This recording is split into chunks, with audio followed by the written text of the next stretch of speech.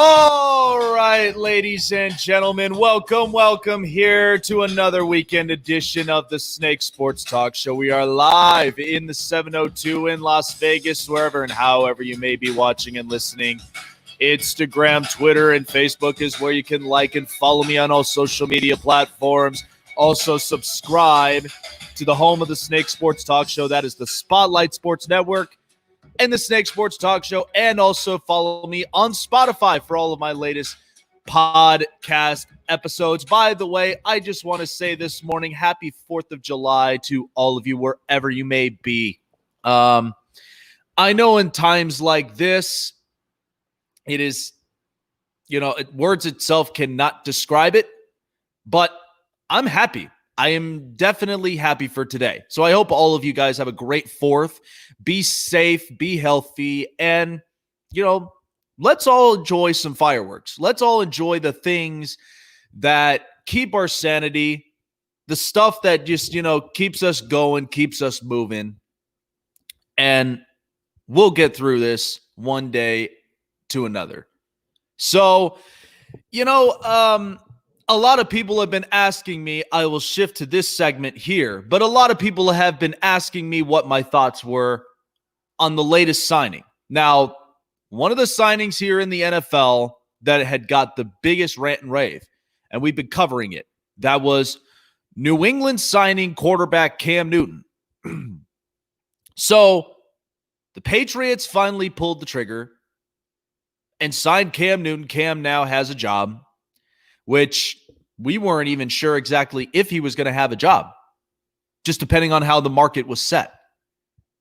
Now, Cam Newton comes into a New England system where all New England has been for years in this 20-year dynasty is they've always had the way of doing their jobs.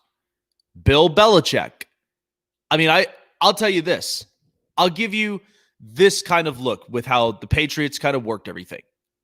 Bill Belichick, in my mind and in my opinion, is the architect. He's the mover and the shaker. He's the one who holds the cards, the blueprints.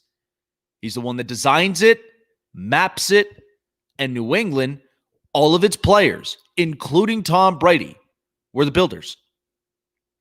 And they were the ones that were making this build happen. So when Belichick had the blueprints, Brady and the rest of them had to build it. And that's what built championships. That's also what built division titles. That's what built them to be one of the greatest organizations in the NFL in America. So at this time, now Tom Brady's in Tampa. After a 20-year relationship in New England, Tom Brady's now in Tampa. And a lot of questions have been about this. Can Tom win without Bill Belichick? Can Bill win without Tom? That's always been the question, and it still is the question today as we get ready for the new season. Now, New England made the decision to sign Cam Newton. And a lot of people have had their opinions about Cam Newton, saying, this is going to be fun. This is going to be a lot of fun in New England. I'm not sure about that. Listen, I don't think, and this is my opinion from here, because we all know Cam. We all know Cam in Carolina. He just felt like Carolina football. He looked the part. He played the part. He was strong, agile. Everybody called him Super Cam. He looked and played the part. But I don't think the second he goes into New England, you would take the fun out of Cam Newton, because that has been something that he has built for years in Carolina. First overall pick, everything that was shaped up in Carolina, the offensive line, the weapons, were all specifically surrounded around Cam. Now, we all know in the last couple of years since the Super Bowl that Cam has had tendencies of, inconsistencies. He's had tendencies of that. And he's coming into a New England system, which I could guarantee you this. And this is where I kind of map this out on how New England may favor now signing Cam. Because all of us, we thought Jarrett Stidham was going to be the starting quarterback. And all of us reacted to it. Well, maybe Jarrett Stidham really isn't the big rant and rave. Maybe he's not exactly the quarterback we all thought after Brady that, they passed the torch to. So Cam's going to come into this organization, an organization where I will tell you this, it's not really a whole lot of fun.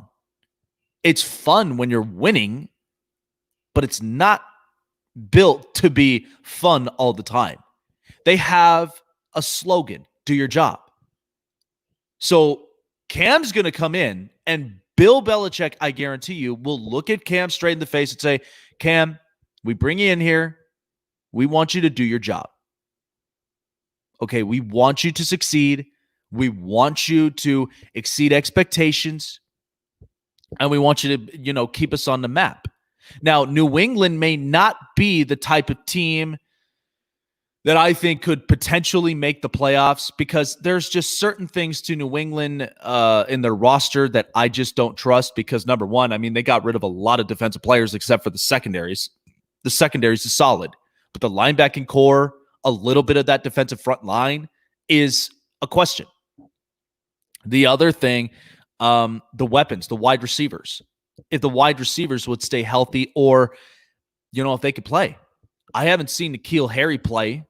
That was a rookie they drafted last year who got hurt, didn't play a lot, and Brady didn't even have big-time wide receivers. The only ones he had was Julian Edelman, and I'll tell you this. Nothing to take it away from Edelman, but he is getting up there in age. And then you have Mohamed Sanu, who, let's be honest, for those who are watching, who are fantasy football owners, there were tendencies, and they probably know this, where Mohamed Sanu would play good in some games, and then he played flat, and then didn't really produce as much. And sometimes that always posed a question, whether it's injuries or not a whole lot of targets. I don't know what it may be. But this is the kind of thing that I look at with New England with Cam Newton in the picture. Because I'll tell you this. This is why I never underestimate Bill Belichick when it comes to the architect, the guy who maps this whole thing out. Because we've done this so many times. And out of those times, Belichick's proved us all wrong. He's proved us all wrong in certain situations. Okay, think of it this way. Let me just give you something here that's very interesting that might shock you all. But think of the quarterbacks when Tom Brady was hurt or when Tom Brady had the suspension with the quote-unquote Spygate and all this other stuff. Let me just tell you the quarterbacks when they were in New England in Bill Belichick's system and how efficient they were. Because there were a bunch of quarterbacks. Matt Castle, Jimmy Garoppolo, Jacoby Brissett. And now you have Cam Newton. So in Matt Castle's case, he was in the season. He completed at least 63% of his throws. And his quarterback rating was at the very least a solid 90. A solid 90. It's good. It's not great, but it's good. And the reason of that is because Belichick puts the playbook together, Matt Castle follows it, and New England, they find ways to win. How about Jimmy Garoppolo? Jimmy Garoppolo's passing, his completion percentage is 68% in New England and didn't really throw a whole lot of picks. Same with Castle. He didn't throw a whole lot of picks. He was efficient. Jacoby Brissett, you can argue, short amount of games, but he had 64% of his completion. Efficient. Listen, I know what you're thinking about Cam because Cam's completion percentage is at 59. I will tell you this, that I think New England, they're not going to be, I don't see them being a potential playoff team. I don't see that happening, but I do see them as a middle-of-the-pack organization. They're moving away from Tom. They're having a bunch of different adjustments and shifts into this organization and in this roster. But I think Cam does have a way of winning games. I mean, sometimes it drove us all nuts when he was playing in the NFC South. But I think you put Bill Belichick, you put arguably one of the greatest coaches in football, it just may shape his game. I don't think it's going to shape it greatly, but I will tell you this. I think by the time he spends the year in New England, and we'll see how it goes. But if this project does work, and think of it this way, if Cam has a completion percentage of about 61, 62, maybe a little bit higher, maybe hopefully 64, then Cam may get offers by the end of the year in the next free agency because he's worked hard enough during the off season. I mean, he's been posting videos. He's been putting a lot of posts up on Instagram, showing his workouts and showing that he still is part of this league and he wants to play. But I think in this particular scenario, you have the right coach who knows how to shape his players, especially quarterbacks. That's why I will not underestimate Bill Belichick in moves like this, because there are reasons behind it. Regardless on how you think of Cam Newton, whether you love him or you hate him, or he drives you nuts, or he just excites you every time you watch him on television, however you think about that, Cam Newton is not going to make New England special. But if Belichick plays his cards right, because there are a lot of challenges he's going to face, if he gets New England to 8-8, possibly 9-7, they may not make the playoffs, but they certainly won't be a team that's lowballed. Because think of it this way, we're already asking the questions as well about who was more impactful in Green Bay, Mike McCarthy or Aaron Rodgers.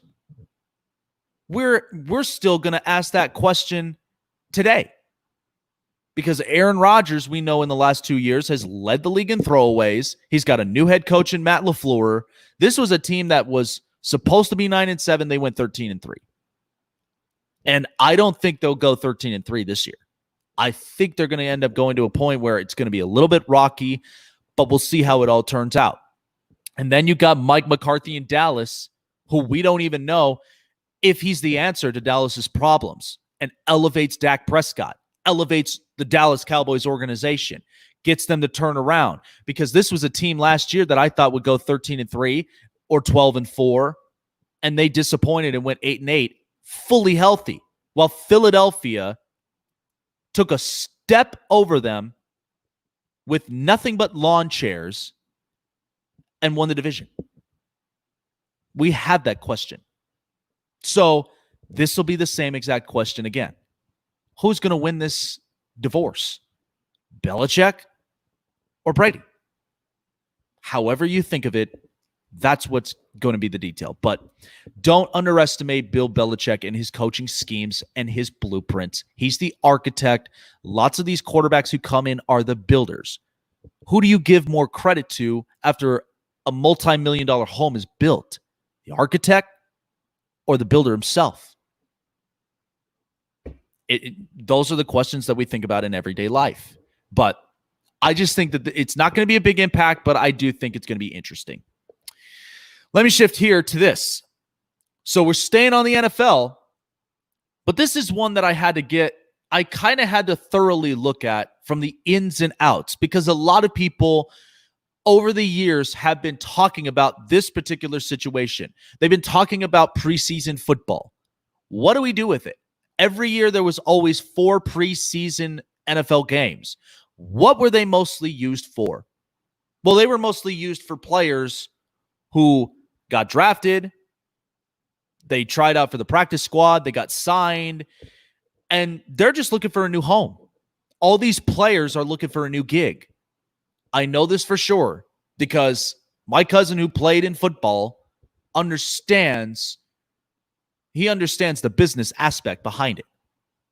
When you when you showcase your skills and you show in practice you can be efficient, you can make this squad, then more gigs will come. That's what preseason is there for.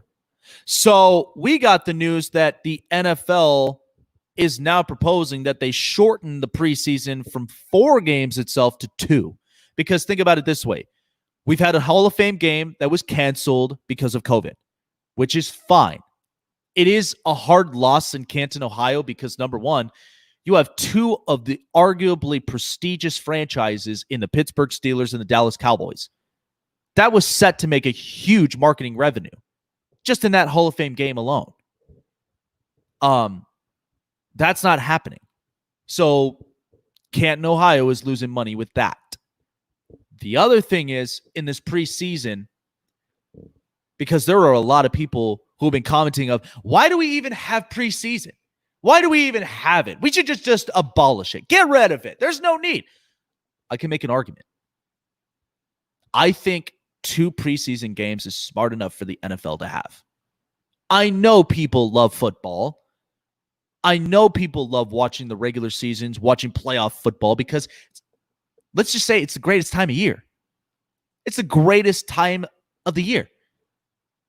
Because by the time we finish up the regular season and get into playoff football, and by the time that we get to the Super Bowl, I mean, it's the biggest party every year. But let me just enlighten you with this, of why, this is me personally, and I don't take a whole lot of sides, but this is the side where I say, I would not abolish the NFL preseason. I would not. We know there have been concerns because of COVID and the training facilities and the OTAs and practices. However, when it comes to NFL preseason, there's a reason why they have it.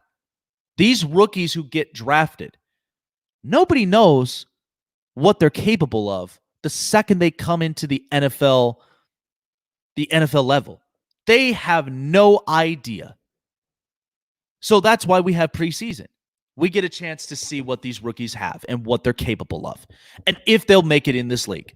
Because I'll tell you this, I want Joe Burrow to succeed. I want to see Joe Burrow succeed in Cincinnati. I want to see Justin Herbert be a big-time success with the Chargers. I want to see Tua down in Miami, down in South Beach, make a big name for himself, and I do think he will. And I would love to see, see what Jordan Love can do in Green Bay, and see how Doug Peterson works this roster now that he's got Jalen Hurts as a backup quarterback. I'd love to see some of these players succeed. That's why we have preseason in the first place. The other thing of it is, too, it gets players acclimated with activities that involve contact, because your body has to get acclimated to it. If you're not hitting each other fully equipped, your body's not going to get acclimated, and you have a higher tendency of suffering an injury, because the second you don't build your body to the extent that you're ready for all of those big time hits, you're going to get hurt. That's the reality. That's why players work out. That's why they have practices. That's also why they have preseasons, because if you think about it, all these rookies, especially quarterbacks, if you abolish this NFL preseason, what's going to happen is now these rookie quarterbacks, they're overwhelmed because they haven't even played a simulated game to show exactly what their stuff is, and if they transition from collegiate level of football to the NFL. They'll be so overwhelmed, they won't know what to do with themselves. This is pure honesty. Okay, this is pure honesty. This is why I just look at these people, some of these guys that, again, this is all social media. When people post this stuff up on social media, abolish the preseason. It's not needed. We want the season to start. Yeah, but we also want these players to know what they're doing. We also want these players to get acclimated to the context that they may end up getting in the season. Because I'll guarantee you this, You think Joe Burrow, if they abolish this preseason, that he's going to walk into the season and he's going to be big time, huge impact and a big factor in the AFC North with Baltimore, Cleveland, and Pittsburgh's defense? You got to be out of your mind. Those defenses are going to devour him. This is why preseason is the most important. At least Joe Burrow can get acclimated into NFL level play style, and he'll be better prepared. Because you have to think about it. This is a franchise now on his shoulders with a new head coach in Zach Taylor, who I have no idea about. And can he succeed in Cincinnati? I'd love to see him succeed. And especially with all these other rookie quarterbacks and other rookie players, I'd love to see them succeed. Because I think in the years of playing in collegiate football, I mean, that's a big-time success. It is. It's hard work. It's putting yourself and pushing yourself to the limit. That's what it's all about. I wouldn't abolish preseason. I think 2 games shortened is the smartest thing that the NFL can do, but I would not abolish it completely. Because trust me, you're going to have an awful lot of rookie quarterbacks that if they had no simulated games, no preseason games, they're going to be so overwhelmed. And they're going to be so prone to injury that now you had high expectations for these players. They get hurt, and now it's a disappointment. And then what are they going to think? Well, I guess it's a bust. Is it? We never even seen these players showcase their skills. That's why I wouldn't abolish it completely. Coming up next, because we ended up getting news now on the NHL, they have officially announced their hub cities for the NHL's return. And I'll just break it to you this way. One of those cities is definitely not Vegas. But I will tell you which ones are the hub cities and which city it may be that'll be the home for this, the Stanley Cup Playoffs, the Conference Finals, and the Stanley Cup Final. And also, I'll be talking a little bit more on the NBA and this bubble in Orlando. I also may have at least a couple of colleagues coming on. We're going to check real quick while we take a break as well. And we'll be back shortly here on the Snake Sports Talk Show. Don't go anywhere.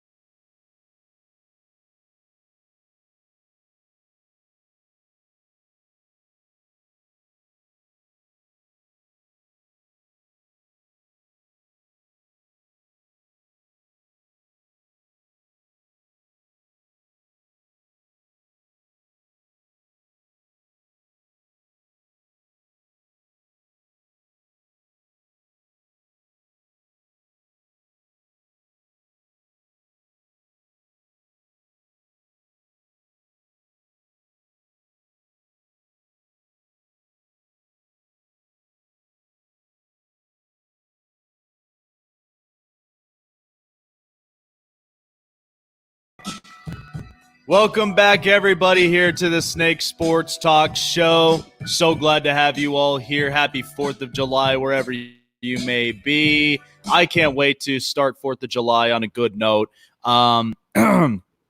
It's like I said, this is definitely going to be one of those days that I don't think either of us will ever forget. And yes, we are still kind of going through some uncertain times, but at the same time, too, we absolutely love the things that keep us, kind of keep us sane in some of these things. And that's why I think, for all of you guys, I hope you're safe and healthy. And hope you guys have a ton of fun today. I know we had a lot of people, especially here in the Vegas Valley, where, people have been lighting up fireworks. People have been having fun. Because it's something that we look forward to. It's absolutely something we all look forward to in holidays like this. It's the same thing, even, New Year's, lots and lots of other things as well. And it's going to be one that we'll all never forget at this point. And I'm excited. I'm excited for today. I'm excited for tonight. It's going to be a lot of fun. It's going to be an awful lot of fun. So I wanted to talk about this here for a second. Before I end up going into the NHL and before I ended up talking about the NBA, there's one segment. It's a special one. And I ended up brought this to my attention because I think at this point it is important. I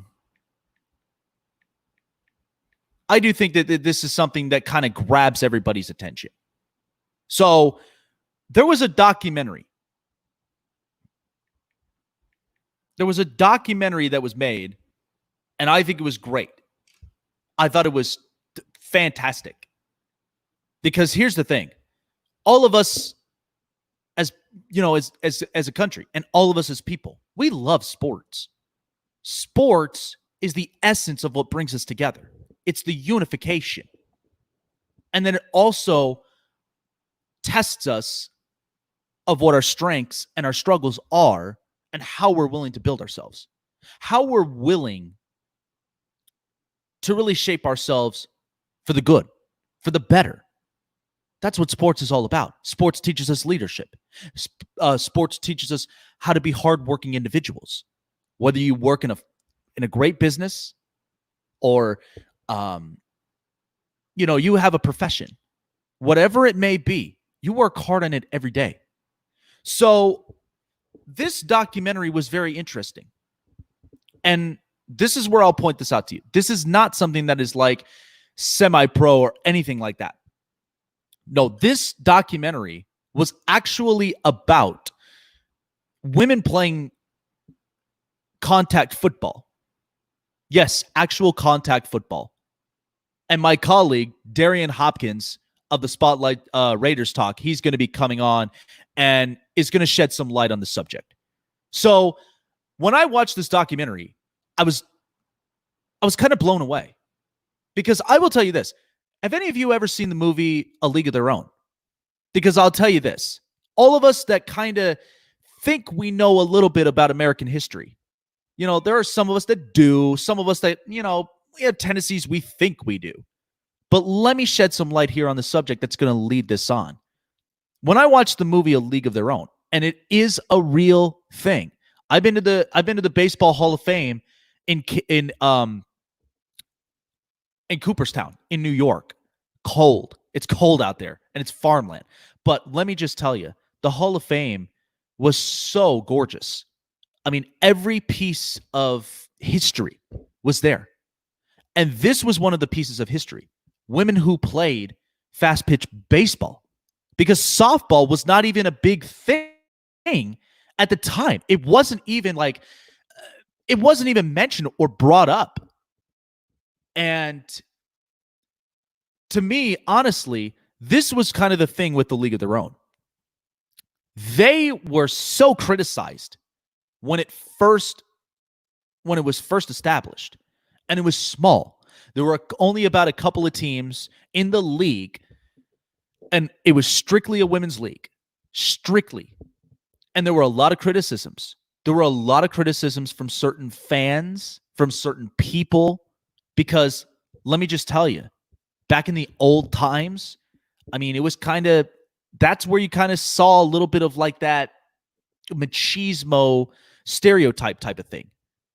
Because a lot of them are just like, oh, come on, women can't play baseball. There's no way. It ain't like the MLB. They ain't throwing fast heaters. What is this? But actually, if you look at it, it wasn't even about playing for the fans. It was actually playing because it developed leadership. I actually talked about this in a segment like months ago about stuff like this, building leadership, building character. And this was a league that did all that. And think about it. Nobody would have ever thought in their minds women playing contact football. Nobody would have ever thought about that. But it did happen.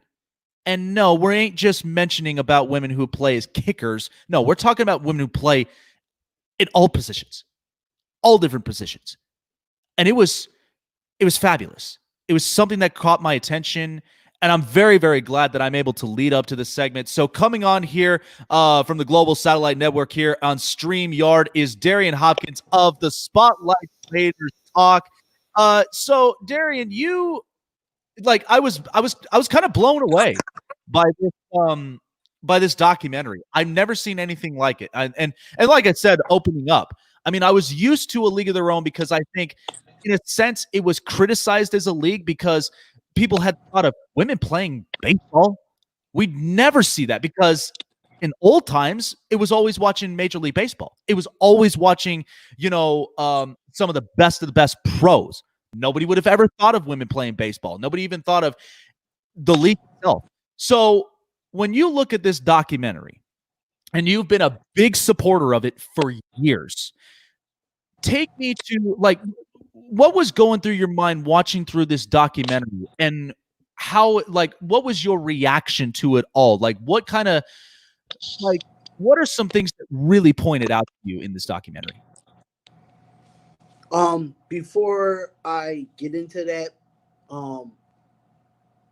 I just want to thank you for having me on to talk about it because it's not talked about in sports. And what makes me so big of a person for you to watch it, and anybody else that's watching it, people that do not know that Darian is a transgender male. And I'm in transition for the last 6 years. But before Darian transitioned, Darian played in that same exact league for the women's football league for the last 10 years. So it was very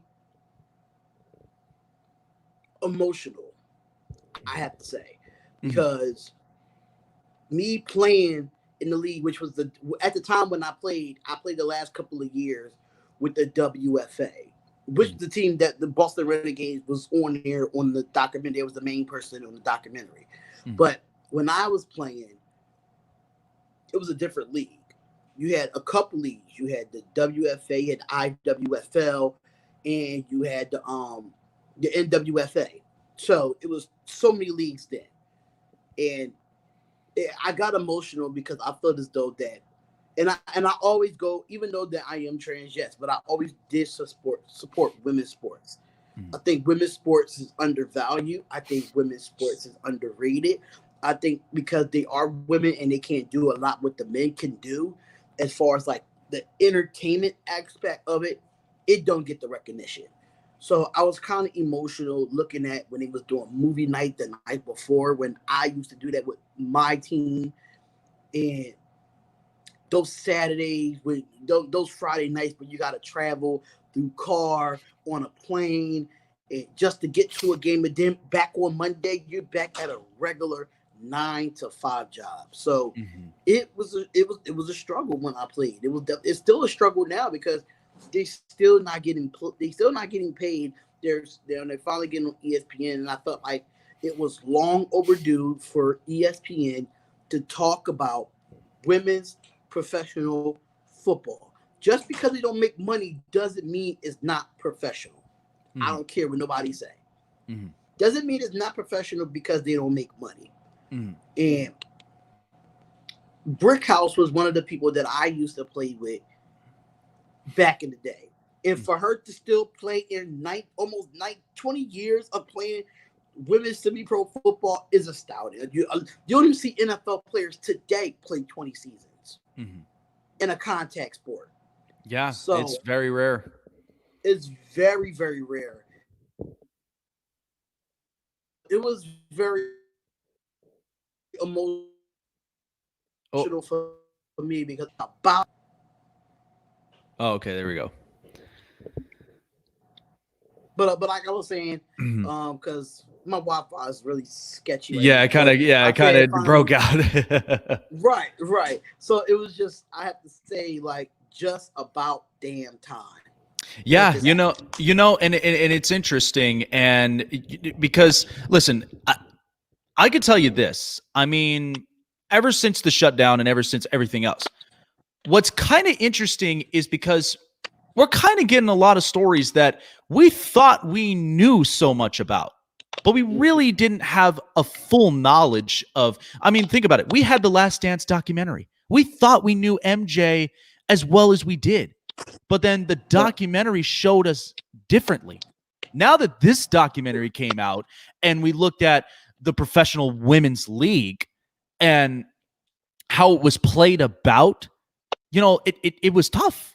It was absolutely tough. And you're right. Didn't get a whole lot of the recognition. Didn't really get a whole lot of love for the respect and the love for the game itself. Because you know me as well as anybody. I'm very innovative. I'm the kind of person that likes to, keep a balanced platform. Something that catches my attention, I'm all ears on.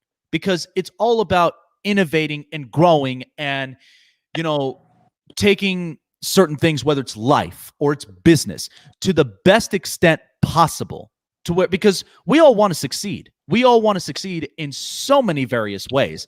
And so, in this league, it's really, really interesting. And for numerous leagues out there, I mean, this was a movement. This was a push for, listen, we know we watch the NFL. We know we watch Major League Baseball. But what's to say that we can't play too?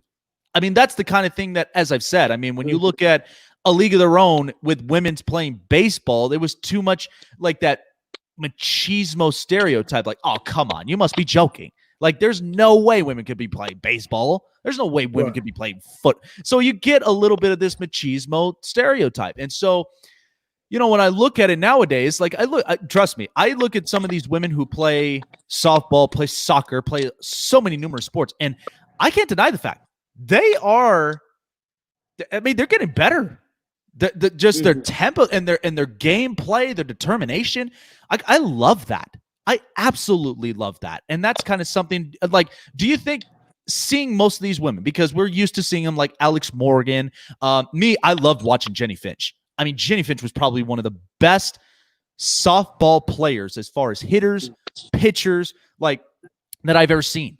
Like, so from your perspective, when you see some of these women play and they showcase their skills, they show what they got. I mean, how big of an impact and how big of a movement, and I'm sure this will be a bigger movement by the time this documentary becomes the big thing, is that going to push for more respect in women's sports?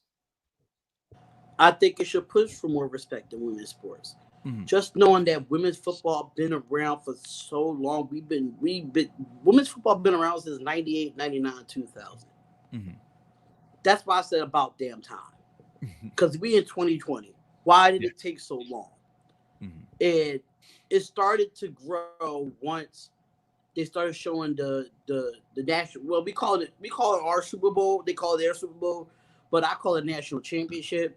But they started, filming the actual championship on ESPN3. So that was a step forward. But I just feels like if sex doesn't sell when it comes to women's sports, it doesn't matter. And that's the stigma we are in sports. Why do you think men don't watch the WNBA? Why do you think men don't watch women's soccer? But they're better than the men, but they prefer to watch the men. Yeah. Which I think talent beats sex, in my personal opinion. Mm-hmm. I think it does because when I played defensive line, and I played fullback for 10 years. Mm-hmm. So I used to lead block for one of the best women's running backs in the league. Mm-hmm. And the only reason why she left because the LFL was paying more, was paying her. In the LFL, lingerie football league is not real football. Yeah. The men can say what y'all want. Yes, sex sells. Yeah, they run around in bras and panties and a hockey helmet.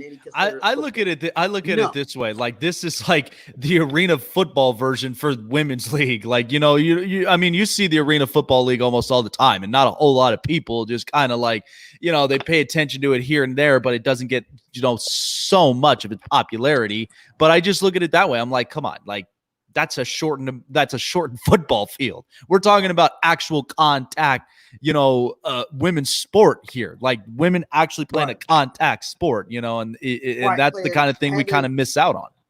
And like I said, the traveling, mind you, these people have 9-to-5 jobs. So when you say I don't know if you saw the part of the documentary where the girl tore her ACL, but she can't rehab like Adrian Peterson because Adrian Peterson got the high-end doctors to come back in 6 months.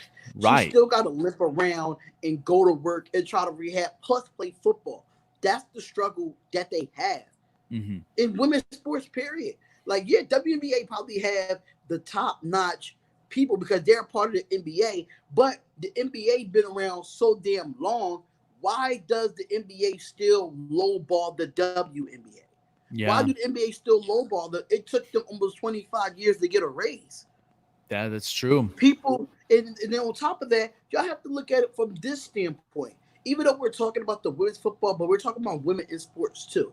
Look at this aspect. The women for women's basketball, after the WNBA is over, they still have to play overseas just to make the amount of money to keep afloat in the United States. Mm-hmm. We supposed to be the what? What type of country we're supposed to be? We're supposed to be the country, USA. Yeah. NBA, yeah, very diverse. Top paying sports in America. But the WNBA barely giving them $1 million check. That's bogus to me. Yeah. No, I definitely agree. Darian Huggins of the Spotlight Raiders talk. And it's crazy to me because I'll tell you this, like, I was actually interested to go to a WNBA game since now that we have the Las Vegas Aces. And I'll tell you this, like, I was actually kind of surprised of it because even though that we have the NBA summer leagues out here in Las Vegas and we watch all of these rookies and veterans showcase their skills all the time, and they are big when it comes to connecting with the fans, connecting with the media. But when I looked at the Las Vegas Aces out here, like, I'll tell you this, these girls can play. These girls can definitely play. Like, I'll tell you this, like, one of my favorites that I watch playing out here is Kelsey Plum. Like, I've watched her since college, and I've watched her here in the pros in the WNBA, and she can play. And there is a numerous amount of women's in sports that could definitely play. As I mentioned, Jenny Finch playing softball. I mean, here's what's funny. This is me personally, I don't watch college baseball all as much unless you have the top tier programs that are big in baseball, or the College World Series. Yeah, or the College World Series. And I think of it this way: I love watching college softball World Series because these girls that play, I mean, whether from Oregon or so many other different great programs, like, they could play. They play hard. Like, every time I get excited of watching it because I'm just like, you know what? I can't even imagine playing softball because the depth perception and just the flow of the game is so different. Like, there are people that think, it's nothing. I can play softball. Really? Like, you're really prepared for like that kind of pitch to come at you, whether it's coming in inside or fast, and you're not even fully prepared for it. Like, come on. It's the kind of thing that I'm just like, these women can play. These women can play hard. But let me just say this, that because I'm with you on this one. I'm definitely with you on this one. I do believe that even in this time, when everything's kind of coming out, because again, COVID or not, a lot of stories are now getting out. A lot of documentaries are getting out. And I think it's the best time out of any time that we get all these stories out. Right. And so do you think now this is opening the door of opportunity now with these documentaries and with this perspective?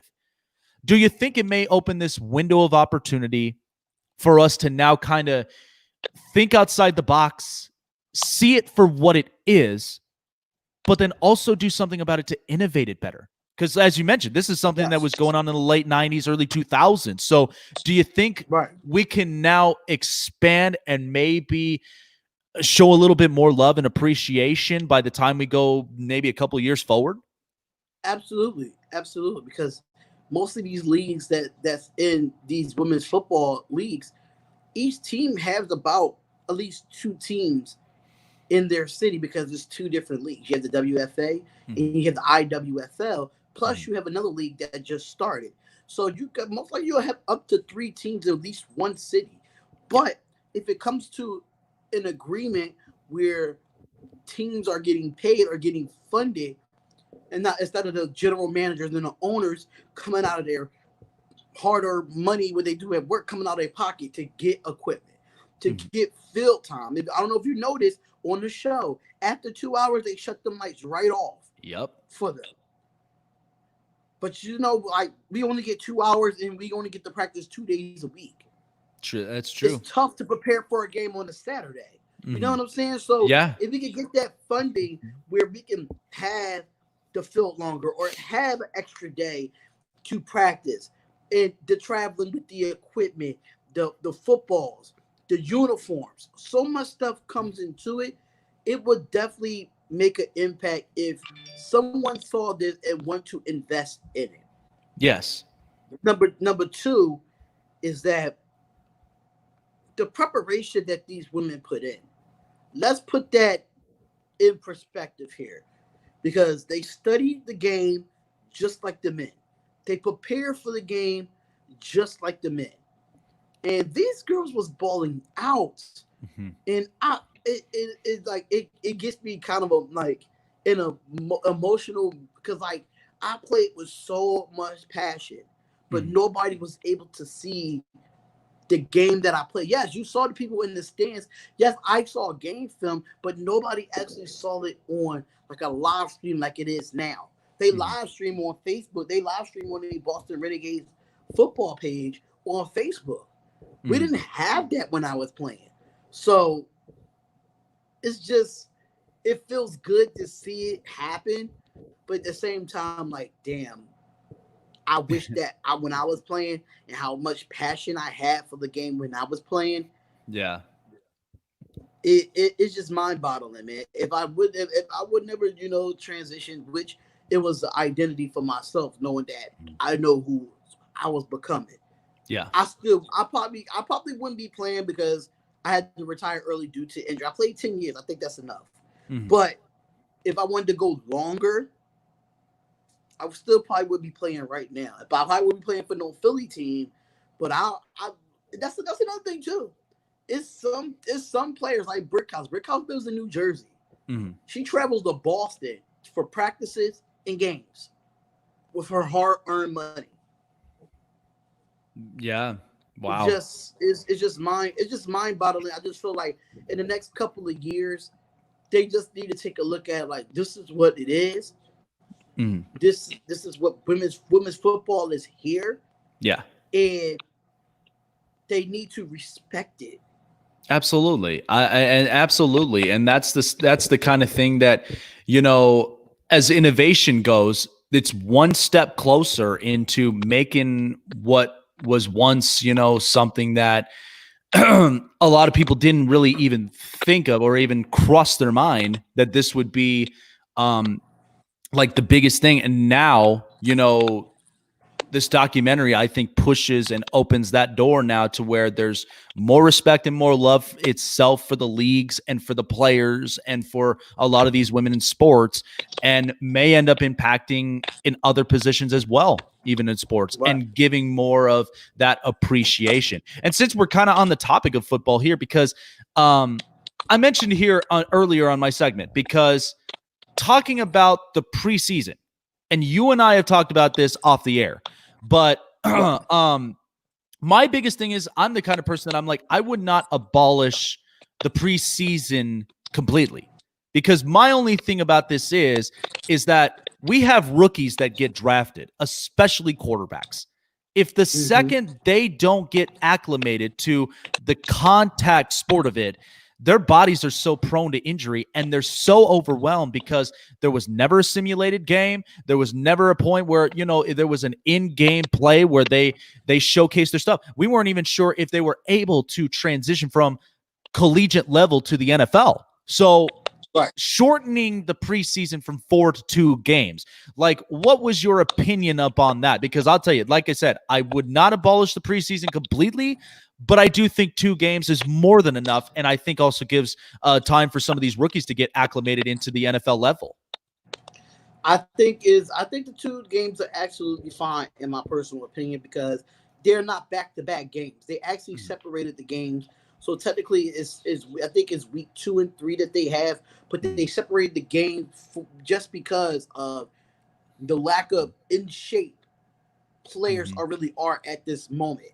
Yeah. So that's why they said one game was August 20th and the next game was another game. I forgot the date for it, but I don't mind the 2 preseason games. I wish they do that going forward, in my personal opinion. But I understand you got a 53-man roster that you have to evaluate. That's why we usually have the 4-game preseason. But at the same token, like, I kind of wish that we shortened the preseason, knowing that the NFL is going to be having extra games next season. So you don't want to have 4 preseason games, plus you're trying to push for more regular season games. So one of them has to get cut out. It's one or the other. So me, in my personal opinion, cut out the 2 preseason games.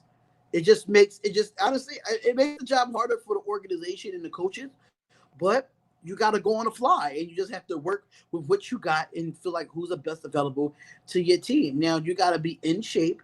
It's different being in shape and being in football shape. It's 2 different things about it. Yes, you can work out at home and do all the workouts that you can, but when you step on that field, and you on that field during training camp, 2 days or 3 days, one of them that they be doing probably now because of the COVID, you're not in football shape until you get to training camp. Oh, absolutely, That's just what it is. Because, like, even when I played women's football, and we played from April to July, and then almost near August. During our preseason, our off season, we'll practice 2 days. We'll get an old college that will let us come up there, and we'll have a whole freaking training camp, and we'll have 2 days from Monday to Friday. So I know how it feels to have a 2-a-day. Oh yeah, same here. Same here. So, I mean, playing high school football up over here, and we had 2-a-days, especially in the Vegas Valley, and it's got nothing but heat. I mean, you had to do whatever it took to just keep the electrolytes in your body and just keeping your body acclimated to, as you said, football fit. I mean, it's tough. It's difficult. I mean, I had my fair shares, and I know exactly what you're talking about with that. Yeah. So I feel like with the two preseason games, it's good knowing that we still get some type of football before the regular season. We get to see our rookies and what our rookies can do for our prospective teams. Absolutely. And I'm excited for this, and as I mentioned before, I mean, I would want all these rookies to succeed. I mean, that's the whole basis and the point of they get drafted into the NFL because of the showcases that they've shown in college and proving that they can play in this league. That's the kind of part of me that wants all these players to succeed. I mean, I would love to see Joe Burrow succeed in Cincinnati. And, and I would love to see what Jordan Love can do in Green Bay, Justin Herbert succeeding with the Chargers, and how Doug Peterson's going to, how he's going to basically build this playbook with Jalen Hurts. I would love to see all these players succeed, because I just think that with the evolution of football now and the speed, the tempo, and where it's headed to, like, I just think that, all these kids coming into college, they're coming out very differently than versus where we've seen some of these players, in the 90s and 2000s and maybe even in the 80s. It's a huge impact. But even going with this, because we know you talked about your rookies, Henry Ruggs and Damian Arnett, and a lot of these, other rookies coming in for the Vegas Raiders, and we can't wait for it. I mean, I drive by the facilities and I drive by the stadium almost all the time, and I think it's going to be fun. But when I look at the Raiders and when I look at, just how this year is going to shape up, do you think that there is going to be a much bigger impact and for them offensively, because we know there were a lot of question marks. There's more question marks on Derek Carr. I don't believe Derek Carr is going to get beaten out by Marcus Mariota. I just think some of it is just like, come on, let's be real. Derek Carr, without him, the offense would be different, And so do you think we may see a much bigger improvement from the Raiders and hopefully get themselves on the map where they can be potentially a playoff team? I think offensively, we are there on paper. I think we got one of the best offensive lines in football if we can stay healthy. We got everybody coming back from Gabe Jackson, Colton Miller, Rodney Hudson, Richie Incognito, and Trent Brown. That is our core. So we just needed receivers, knowing that Tyrell Williams coming off of a foot injury. Hunter Renfrow is there. Lynn Bowden Jr. is the joker of the offense. So in my personal opinion, I don't think Derek Carr will be played out by Marcus Mariota, but if Derek Carr don't play up to par, then it's going to be a quarterback change. That's just what it is. I'm just being realistic about it, because at the end of the day, if you're not performing and if you have a solid backup, put Marcus Mariota in. See what he could do with his feet if he's not scared to scramble. But I think our biggest thing right now, people keep talking about Derek Carr and the offense. All the new pieces that we got on defense, how is that going to work? That is the biggest thing that we need to talk about when it comes to the Raiders. Yes, offense, put points on the board, or defense, win games. We completely understand that. But you got to think about it. We signed Demarius Randall. We signed Jeff Heath. We signed Malik Collins. We signed Prince Amukamara. Like, we've signed then we had Damian Arnett, then Trayvon Mullen last year. So in Abram last year too. So then Carl Nassib for the Tampa Bay Buccaneers.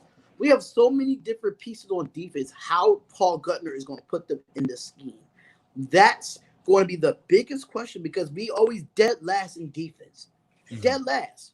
So our offense can probably do what we could do, but our defense needs to help us, needs to help the offense do better. If we could get those 3 and outs, early, and we could score and then come back and give us a look. Listen, I'm with that. But the defense is more of a question mark for the defense than it is for the offense. Sure. Yeah, absolutely. And I agree. I mean, as I mentioned, ever since, the Khalil Mack trade and a lot of these different trade pieces, it's been a very, very different identity when it comes to the Raiders defense itself. But when I look at this defense, and you're absolutely right, I agree too. I think that this is much better improved. Can't wait to see exactly how they perform. And you have to think about it. It's not only just their hardcore division in the AFC West that they have to deal with, but I look at the schedule for the Raiders, and there are a bunch of teams that they got to go past. And I'd be surprised. Right. I'd be surprised the first 6 games, it's going to be tough. And I'd be surprised that if the Raiders actually push through and perform at a high level and, outright win those games, I think that would give us a different and much clearer, broader perspective of just now what the Raiders and how they're building and what they're shaping to be, not even just in this up and coming year, but even for like the next couple of years ahead. Right. And people need to fail to realize that if you look at the Raiders season last year, we had almost 5 or 6 games straight on the road, almost. Yeah. Now we have tough games at home and on the road in the first 6 games. And now having a new home, yeah. Right. So we have Carolina, New Orleans, we have New England, we have Buffalo, we have Tampa Bay, and we got the Chiefs. That is the first 6 games for the Raiders. And I'll say this as a Raiders fan, they always give us a tough ass schedule. They always do. Yeah. We always get a tough ass schedule. It doesn't matter who it is, but we got Bridgewater, Breeze, Tom Brady, possibly Cam Newton, Josh Allen, and Patrick Mahomes in the first 6 games. What? Yeah. That's why I say our defense is the question mark. Because I think we can score on these defenses. I think we can score on Carolina's D. I think we can score on New Orleans Saints D. I damn well know we can score on Tampa Bay's D. Yes, they updated offensively, but defensively they still not up to par. Mm-hmm. I think the only team that we're going to have struggled with scoring with is the Buffalo Bills. Out of those 6 teams, Buffalo Bills is a top 5 defense. Absolutely. None of them other defenses are top 5 defenses. Mm-hmm. So I think we can score on the Kansas City Chiefs, but can our defense stop Patrick Mahomes for at least get a 3 and out, at least 1 3 and out? Shit. Absolutely. You know yeah, absolutely. And like I said, I mean, I think I would be surprised that the Raiders in those 6 games, they end up going 4-2. If they go 4-2 in that quadrant, and yeah, absolutely. I think that would be something that just would hype up the fans a lot more here in the Vegas Valley and show that, hey, they're capable of playing, and then you got the next 6 games ahead and the next, the final couple games of the season. And so there are going to be a lot of different challenges for the Raiders. And I do think that I think this is going to be exciting because the fact of new town, new city, new stadium, new facility. I mean, everything is fresh. It's brand new. And I think that's something that I'm sure plays a factor because, I mean, you look at these players and how they work out and how they're playing to the best of their extent and their abilities. And I think in a new city like this, because we see this all the time, when you come into a new city, it's a fresh new start for all the players. It's a fresh new start for the coaching staff. And I think that may end up being potentially an impact for the Raiders and we'll see. Like I said, not only just for the division themselves, but even for all over the NFL. I mean, you look at the Chargers and the Rams getting a new stadium and a lot of other teams that are, they got new faces. So I'm excited for this season. I'm absolutely excited for this season. So and real quick, I'm very, very glad of having you on here today. It's been such a great segment here, but what's going to be your plans for 4th of July? So my plans for the 4th of July is, we're having a little thing here at my mother's house, which I'm at now. The complex, that she's in, they're having something out back. So we're just going to be involved with that. Me and my dad will be on the grill, making some jungle juice and stuff like that. And, it's about to be very litty here. So it's going to be interesting. It's going to be interesting. I tried to get some women's players to come on. I know their schedules was kind of difficult because it was last minute. I totally forgot to reach out to them during the week, but hopefully we can have them on. Some people from the documentary to come on and come on your show or come on our show when we ever bring our show back and have them on the show. And, we talk to them actually about the documentary, how it came about, because at the end of the day, that documentary, it just made me so happy, man. It made me so happy. I wish a lot of people that's watching right now could see, like, if you go on YouTube and just put in women's professional football, you'll see the WFA, you'll see IWFL, you'll see so much stuff on YouTube. And they even show the games on there too. Like, if you want to rewatch a game, cool. And that Boston Renegades team, I was surprised they went 8-2 and went to the championship. Every time we played them, they were undefeated. I ain't gonna lie, I have a losing record against the Boston Renegades in my career. I have a losing record against the Boston Renegades. That's how good they are. That's how good they are. They're not the New England Patriots, but they're a dominant organization, and I thought they probably would have got their first championship while I was playing, but they finally got their first championship. And you notice like anything's possible. Look at the adversity that they went through that whole season.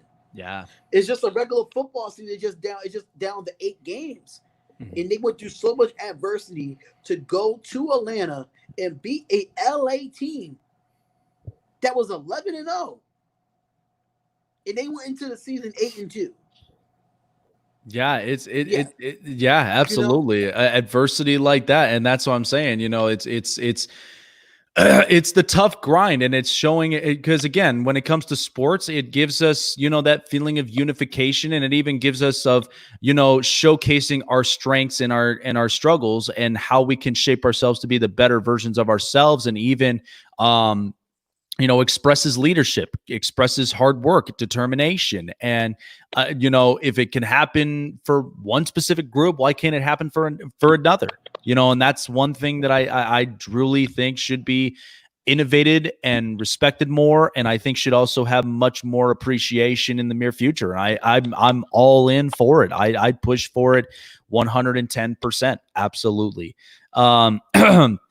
So it's so good having you here up on the show, Darian. We love you here up on this network, and like I said, there were a lot of different obstacles that we were all kind of going through at the, in the span of months.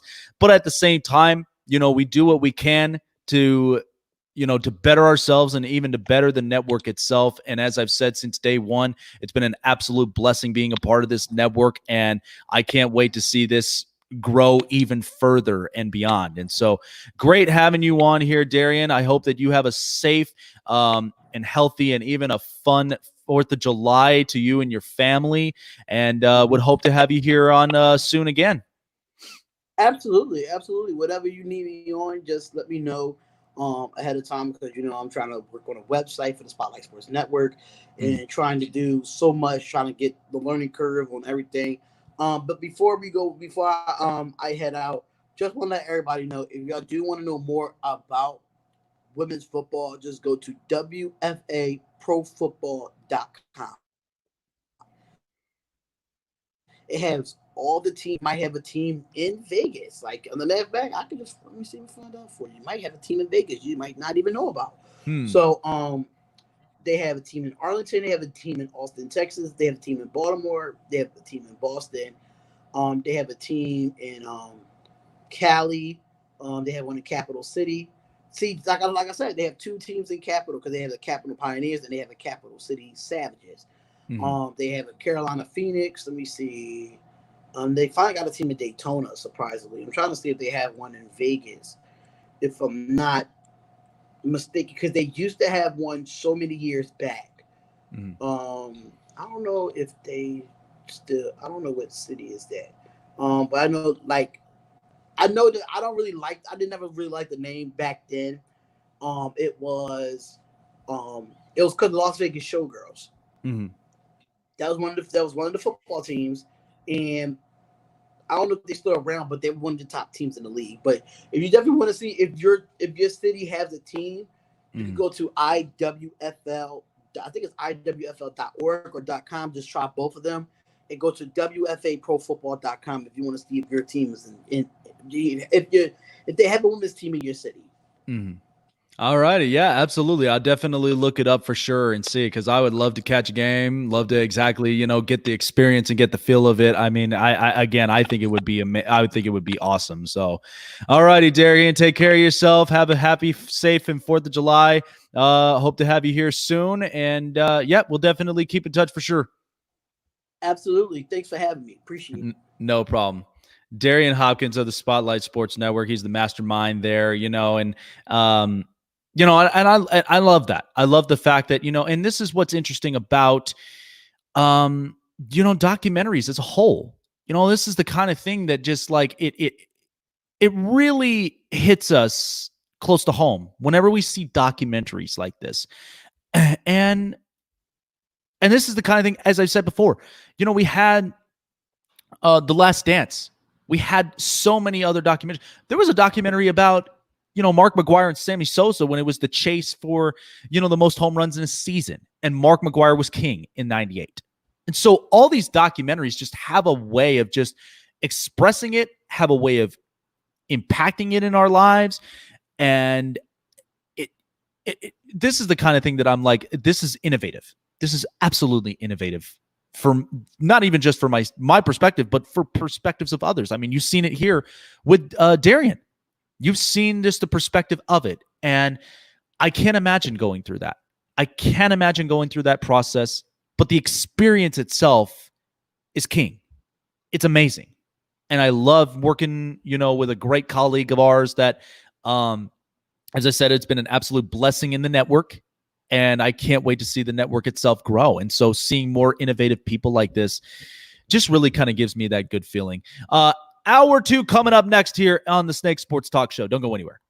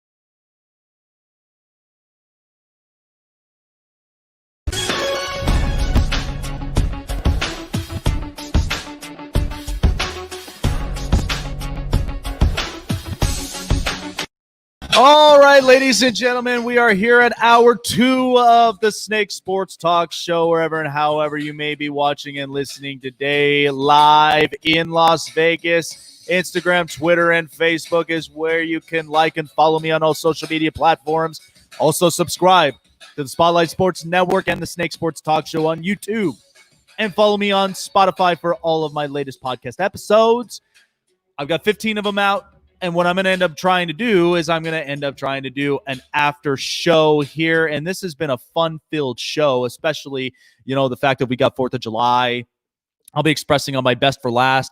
Some iconic, American stuff that had happened, even in sports. I'll go through a lot of iconic stuff that I think was very, very moving, especially at a time like this. I hope all of you are having a safe and healthy 4th of July today, wherever you may be. I'm excited for tonight. I'm excited for today. You know, I've got a couple of plans kind of lined up. Going to be hanging out with some friends here today and, you know, just enjoy the 4th of July. You know, just enjoy the holiday for what it is. You know, and that's kind of just the thing. I mean, a lot of uncertainties that have come through, you know, in the past couple of months and still kind of going on as of now. But at least in holidays like this, we still have something to celebrate. And that is something that to me is big. It's huge. It's the one thing that I care about the most, and just having a good time with great friends, with family and so many others, and still kind of having that peace of mind and, you know, that kind of sanity, you know, to be able to celebrate something even in times of uncertainty, because at least it doesn't just take our minds off the ball of what's really going on, but at least it kind of comes in at a time where people celebrate for something, you know, and that's something that I think this today is going to be one I won't forget. You know, I don't think this is going to be one that I will forget at all. Something that I'll look back on years from now and, you know, have a story to tell. I mean, even just a story to tell from all of this as a whole, you know, and having a lot of understanding, experience, and just kind of how I was going through all these times. So, you know, I wanted to talk about this earlier. And as again, it was such a great time having Darian Hopkins on. You know, it probably the best interview there with regards of the documentary for the Women's Football League professionally. You know, and he's told me about it. You know, the Boston Renegades were the biggest team in women's football. You know, and then they're added in more teams. And you know what's interesting about that is because even in the late 90s, early 2000s, they were expressing a lot of like these other leagues, these other, you know, and even if it's the same sport, just in different plain view, you know, they were expressing a lot of it. I just remember seeing, you know, the XFL years ago. I remember seeing the arena football. I never thought it was a huge thing, but it was. Just did not get a whole lot of the popularity and revenue. And then, of course, you know, we had the semi-pro leagues out here, like there were the UFL, the United Football League, and, you know, even more arena football league out here again. But eventually it started to kind of crash land. And now you got the NFL. Now you got the NFL in the Vegas Valley. And so there were a lot of things that were kind of expressing at those times, but never really kind of expressed it in a big way. And so I wanted to talk about this because we ended up getting news about the NHL and now where the hub cities will be at. Unfortunately, it will not be in Las Vegas. It is a sheer disappointment, but if you had to think about it, I mean, we've had 100-degree weathers here in the Vegas Valley. It's hot, and most of the heat and some of those heat waves have tendencies where they sneak in, and the ice itself can't really contain it. The ice can't really maintain with that kind of heat. So there are 2 cities now that they have approved. But here's the unfortunate part. It's all up north in the border of Canada. It's all up north. So the 2 cities will be Toronto for the Eastern Conference and then Edmonton for the Western Conference. And they did mention that Edmonton will be the home for the conference finals and the Stanley Cup final also. So Edmonton's kind of getting the benefit with this. And I'm not saying that there is a reason why of all of it that's happening, but here's the thing. Here's the obvious. Canada, you know, during the years, they get sun, they get snow, it's cold weather sometimes, but it's beautiful. You know, it's a beautiful beautiful cities, especially Toronto. I mean, you watch Blue Jay baseball, you know, and you watch them in the Rogers Center, and, you know, the weather there is great. Even when you're watching, you know, the Maple Leafs in Toronto play, even the Raptors, you know, it's beautiful weather. It's beautiful, cool, cold weather, and something that I have yet to travel to. I mean, it's part of my bucket list is traveling to Toronto, Canada. You know, I'd love to get the experience out of it. But so you have that, and then you have Edmonton. And listen, Edmonton, we know, is in the playoffs. So this is a big deal for the Oilers. And you have to think about it this way. Edmonton needed to make the playoffs. Like, that was a make it or break it season this year. Edmonton needed to make the playoffs. Why? They got arguably one of the best up-and-coming hockey players in the league, Connor McDavid. Then they had the best number 2, Leon Draisaitl. They have a couple of real good pieces, Mike Green, Darnell Nurse, Ryan Nugent-Hopkins, and even Andreas Athanasiou. They have a lot of some good players, and this was interesting for Edmonton this year. When Edmonton started out red hot, but I even told people, don't get it twisted. Because the thing of it is, when you look at Edmonton and you look at some of the certain things, they got good pieces, but they still had some holes to fill. And the one thing that I've always perspected was the goaltender position, because there's parts of me that I don't truly trust Mikko Koskinen in certain situations. And that is something that Edmonton is going to have a challenge moving forward. But in these hub cities, the only thing that I could tell you is the climate, the weather is good, and the ice, I think, is maintainable there. And it's beautiful. It's beautiful scenery. It's beautiful scenery in Canada. Now, it will be a challenge because of the fact of players now have to travel from the U.S. to get into Canada. There are some players who also travel from other parts of the world. Russia, Sweden. There are lots of them.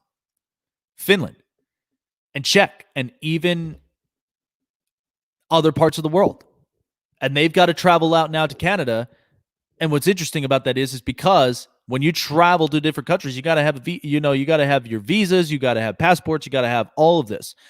And I don't know, and I'm sure there may be a quarantining restriction. So there are going to be some, not so much complications, but challenges throughout all that. But I think this is good. I think this is good for hockey. Yeah, it's a little bit of a disappointment because, number one, Las Vegas, who wouldn't want to play here? But I understand the climate. I understand the climate aspect of it because you got to have the ice maintained in order to play hockey. You can't have it, melting, in the middle of it, especially in July, where it's hot weather every day. But Edmonton, I think, works. Edmonton, Toronto, this works. And we'll see how it goes. But I'm very excited for the Stanley Cup playoffs. I can't wait for it to start sooner. And hopefully, because this will be big.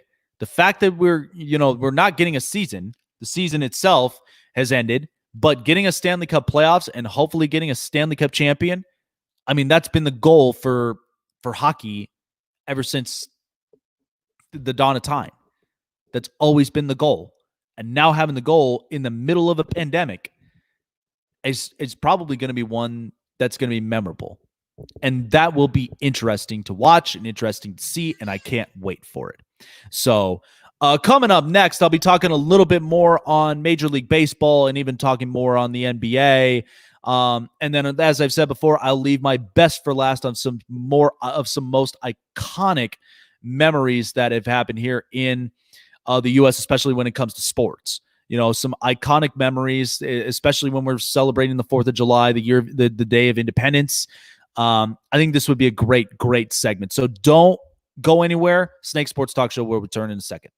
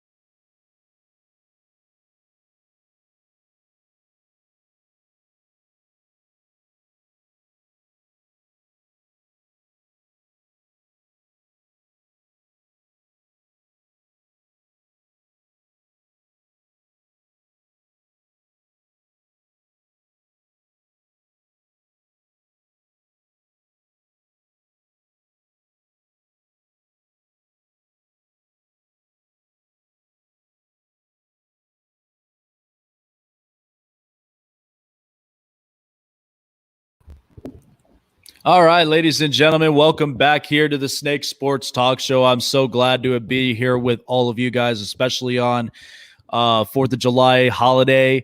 Hope all of you guys are having a great weekend. So I've been talking a little bit more about this. I'm happy baseball is back. I'm not thrilled only because of just how long that the negotiations were, because at that timeline, you could have got at least 100 or at least 80 games at best. And now that we've settled for 60, I mean, think about it. A 60-game stretch in baseball goes by so quick. It goes by quicker than you think. I truly think it's interesting. And I truly think that, it's going to be an interesting season for a lot of teams. But here's what's funny is a lot of these other teams, and I pointed this out, I had seen this earlier, where there were some teams that their percentages of chances of making the postseason have all changed. So, and I'll give you this. So there were 10 teams that were on here that their percentages have changed as far as, what originally could have been in a 162-game stretch. So this was the thing. The Angels, and I've said this over and over again, the Angels pitching staff, I don't know what they're going to do with that. And I've said it before, I just felt like that 5.56 ERA is just so atrocious as a starting rotation. And as somebody that watches baseball for a long, long time, that is not something I'd build an organization around. But their postseason chances was about 15.6%. And since this now 60-game stretch, they now have a 33% chance. Mike Trout and all them are getting a break. And it's going to be interesting. How about other teams? The Chicago White Sox, who I've had it was my number 10 team as being a impactful team. Not super impactful, but enough to where they'd make the postseason. They were at 19%, and now they're at 36%. And Chicago's a very interesting team. Young, fresh new arms, young players. I mean, Tim Anderson, he's a very impactful shortstop. And you got Luis Robert, Eloy Jimenez, Jose Abreu, and Yohan Moncada. I mean, a lot of these young players for Chicago, this is going to be interesting for them. The Toronto Blue Jays, we know, had a 1% chance of making it. Now they're at 15%, and they've got some young players. I don't think Toronto would make a huge impact, only because I think there are some question marks with the pitching, but their lineups are pretty good. I mean, Vlad Jr., Bo Bichette, Kevin Biggio, lots of these young kids coming in for Toronto. Toronto's an interesting and fun team to watch. Here's another one, the Phillies. Okay, the Phillies had an 18% chance. Now they're at 30%. Bryce Harper and the Philadelphia Phillies might actually have the chance of making the postseason. And there were some parts of Philadelphia, especially when it came to the relief pen, that I didn't really, I just kind of looked at this team and I wasn't sure how it was going to end up. But Philadelphia, I knew, had some struggles, but they had some really, really good players. I mean, JT Realmuto, Bryce Harper, Rhys Hoskins, Andrew McCutchen, Gene Segura. The list itself goes on. There's a lot of real good players. And I do think that, for what the Philadelphia Phillies are trying to accomplish, and especially in a break like this during a pandemic, and these are for a lot of these teams, the Angels, the White Sox, the Phillies, lots of these teams now, they're all getting breaks. So it's open for a lot of teams. Shortened up 60-game stretch. Now, I don't think it's going to end up feeling the same, because I do think that there are a lot of complications, and I do think there are going to be some challenges, with all of this. But in a sense, I think it's going to be interesting. I'm not thrilled. That's the reason why that I say that, but I am happy with the fact that baseball is back. It's going to be a different perspective. It's just going to be something that I just, it's kind of hard to really kind of wrap in your head because of the fact of it's a shortened season, but at least we do have the game of baseball back. That's the only thing that I care about. I'm not necessarily worried about it, but it is something that I'm excited for, and because during these times of uncertainties, there were so many question marks about it. And then it just kind of got to the point where there was so much of this back and forth game that it kind of got irritating.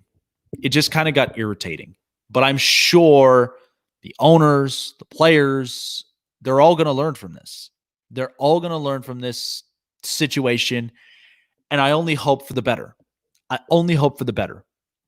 Because, in a sense, I never really said much about the commissioner. Were there some moves that the commissioner made that I wasn't fond of? Yes.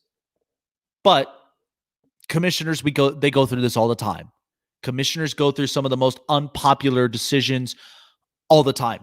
And it's one of the hardest. It's the ones that just kind of hit you hard. And it's really hard to explain it. But at least baseball is back. I'm happy for it. And we'll see exactly what the season brings out. Let me just take a quick break here. I'll be right back in just a moment.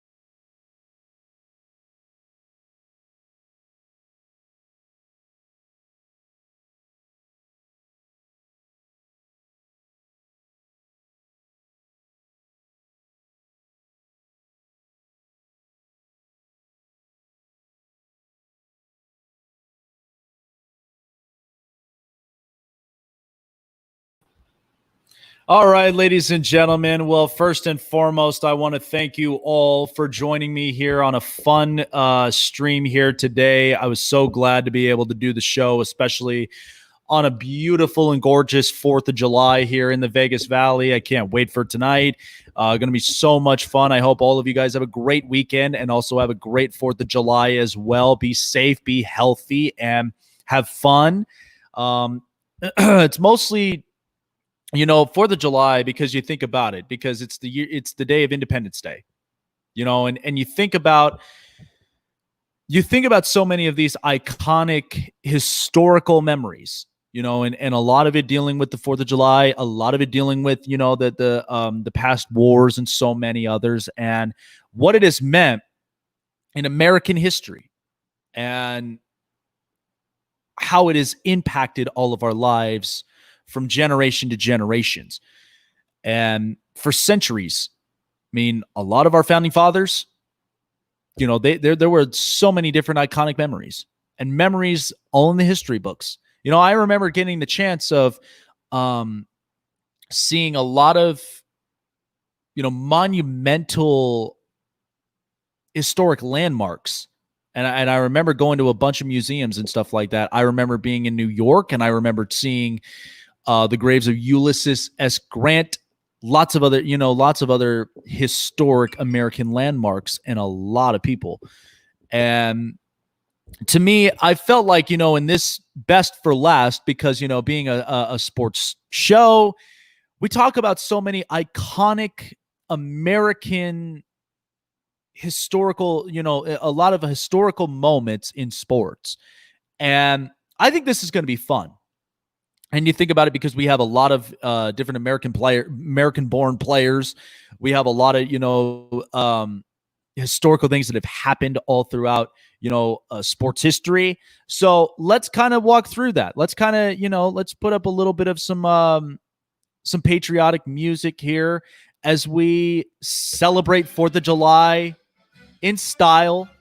So there's a couple of memories in sports that I love. And there's no ranking, there's nothing like that, but these are just some iconic moments in sports. So let's dig in.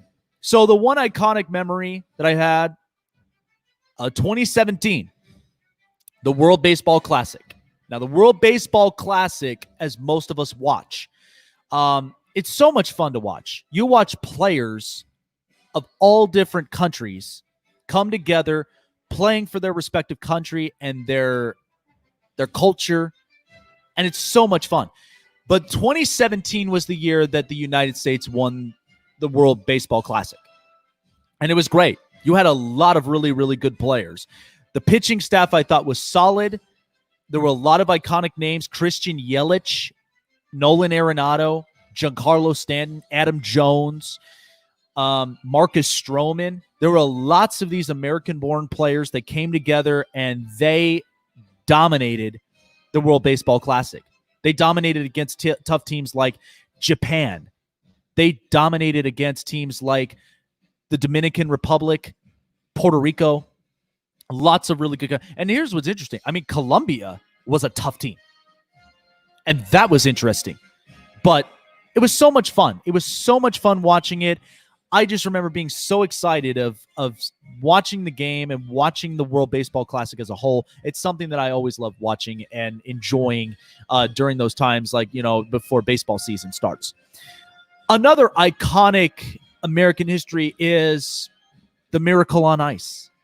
We celebrated years of the Miracle on Ice. And this is one that I think is the biggest iconic memory, because if you think about it, these weren't just NHL players. These were high school kids. These were high school kids who played in a U.S. Nationals team. And they faced off against probably one of the greatest yet toughest teams in hockey, was Russia. And at that time, because you have to think of the timeline that Russia was in. I mean, Russia was kind of fresh from Soviet, and there was a bunch of changes that were being made. But Russia was tough. Russia was very, very tough. And the U.S. This is what makes it so iconic. High school kids came together. They gelled. They worked hard. They showed determination, leadership. And it's something that when you look back at it in American history and how a group came together and how they expressed a lot of just determination, it's one you never even see. But the Miracle on Ice was the perfect example, because at that time, that goal and that championship in hockey was amazing. I mean, this was something that nobody thought could be done because Russia was highly favored, and the U.S. got it done. The U.S. beat Russia, one of the greatest teams in hockey, and it's what made us believe in miracles. It's what made us believe in something that even some that we can't see. But when you get that feeling and that vibe, it's something that is iconic. You'll never forget for the rest of your life. Other iconic American histories is, I think to me personally, was the basketball games, the college hoops that were played on aircraft carriers. There was one that was a college hoops game that was played on a literal aircraft carrier. And that one I thought got one of the biggest I think that one there got the biggest views because of the fact of it's a historical American landmark, these aircraft carriers and the people who serve proudly in our nation come together for college hoops. And something you'd never see, but it was made into reality. And so this I thought was very iconic, having a college hoops game, who, by the way, that was a great game.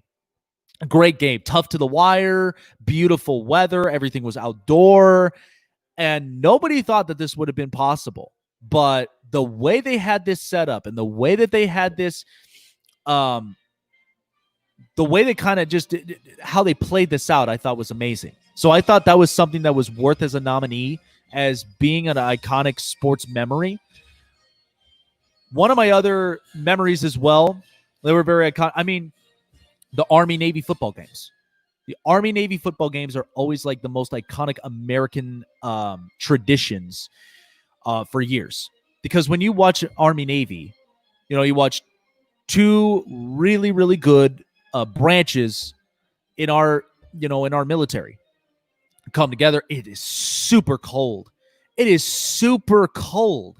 When you think about it, like, there are times where snow hit, and you got Army men on one side, the naval on the other, and they're in these big jackets and stuff like that because of how cold and how snowy it got. I had a coworker of mine who went to an Army-Navy game, and he showed pictures of snow.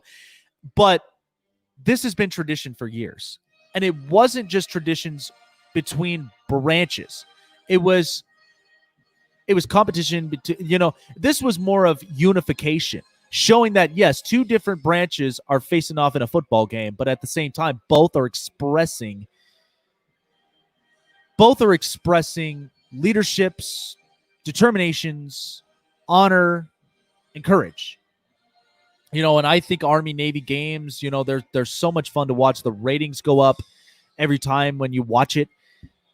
And I still think, again, I truly believe that it's one that is iconic in American history. Another thing that was iconic in history in sports was the 2 weeks after 9/11 hit. It was the most iconic thing that, again, words couldn't explain that time. When 9/11 happened, it was the scariest, and it was a dark time in the U.S. because the fact that the U.S. had been attacked. No one could have thought of this possible or even comprehend it. It was something that just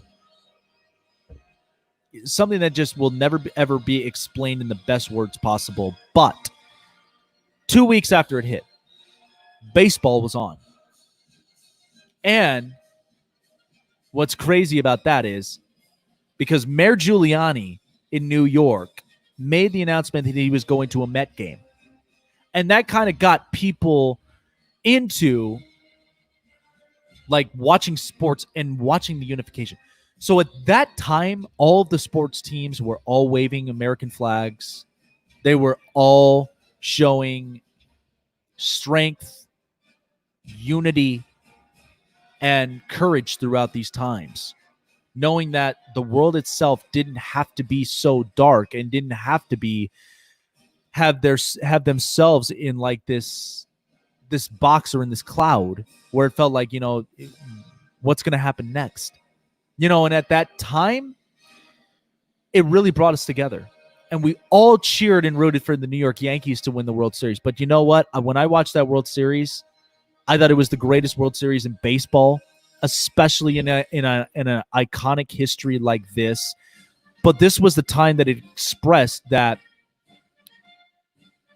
we did not stay on the ground for long. We got back up, we strengthened ourselves up, and we got past these times. And while our military was protecting our nation, baseball brought us unification. It taught us that life itself didn't have to be living in fear. Life itself, that's why I love baseball, because it expressed life. But at that time, it was something that I'll never forget in the rest of my life. My mother was born and raised in New York, and when that time happened, it was like a curveball was hit. We didn't expect it. We didn't know how to comprehend with it. But baseball, when it came into the clutch, and everybody waving their American flags and standing up for something, I thought was great. I thought it was amazing. And that's one iconic memory that I will never forget, is the 2 weeks after 9/11 hit is when the U.S. stood tall. The U.S. stood tall. They did not give up. And we got through these times. One other American iconic memory, I think truly to me, was when the women's U.S. soccer team won the World Cup. I mean, that was a team that, Alex Morgan and a lot of these really, really tough women in soccer. This is a team that was stacked. It was loaded. And there were so many comments and complications with the team itself because of all the teams that they were facing off against. And look, the World Cup has a lot of competition. And that's how it was meant to be. That's how it was. But this team, they gelled and they came together and they won the World Cup. And I say this, that like we talked about with Darian and I, that women can play. Women can play sports. They're tough, they're athletic, they're agile, and they show great amounts of determination and competition, if you think about it. That's why I'm so innovative of it. But this women's soccer team, when they won the World Cup, I thought it was always a proud moment whenever you see U.S. teams win championships, especially like the World Baseball Classic, the World Cup, and so on and so forth. And even in the Olympics, this was something that, you just kind of take away from it and then the moment. But this team was tough.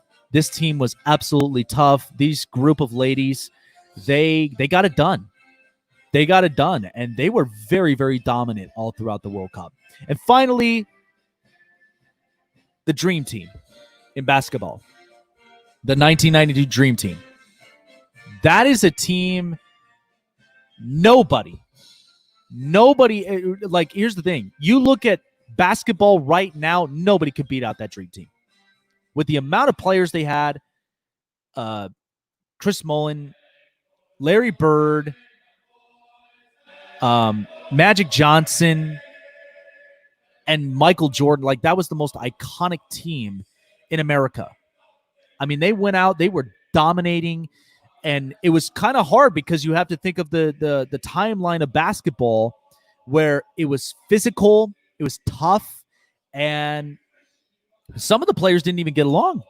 And they had to come together in order to be one of the greatest teams that have ever formed, and with the best head coach in Phil Jackson.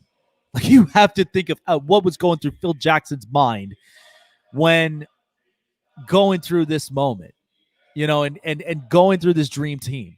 Like, this was a team that iconically, you'll never forget, probably one of the best teams that have ever been formed up. And you had Christian Laettner, who was one of the best college players who played on the dream team. Like, this is something that I was just like, wow. And we watched a little bit of it in the documentary of The Last Dance, and man, it was great. It was great. But this dream team was something else. So, like I said, words couldn't even explain this team. This team was tough. So there you have it. Those are my iconic memories here of, just things that sports related that happened here in the U.S. And again, there are numerous ones. I could go on for days, but I just think that these ones here were absolutely the most iconic, and I think were the ones that, to me personally, were one of my favorite memories. I didn't have this rank, mind you, but these were just some of the best iconic memories that I really loved, and all of them had a meaning. All of them had an impact. There were proud moments. There were hard, grinding determinating moments. There were even times where uncertainties, like even what we're going through now.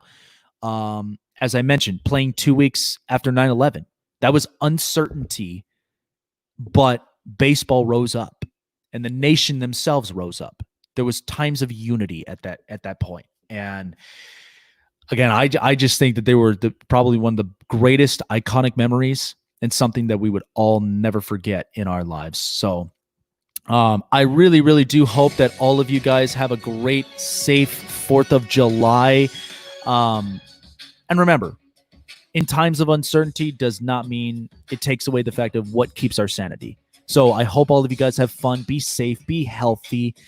Enjoy the fireworks and enjoy the show. I will be back on tomorrow morning at 7 a.m. Pacific, 10 a.m. Eastern time. So I hope to see you all there tomorrow. This is Jake the Snake signing off. Have a great 4th of July and have a great weekend. Take care of yourselves. Be safe and have fun.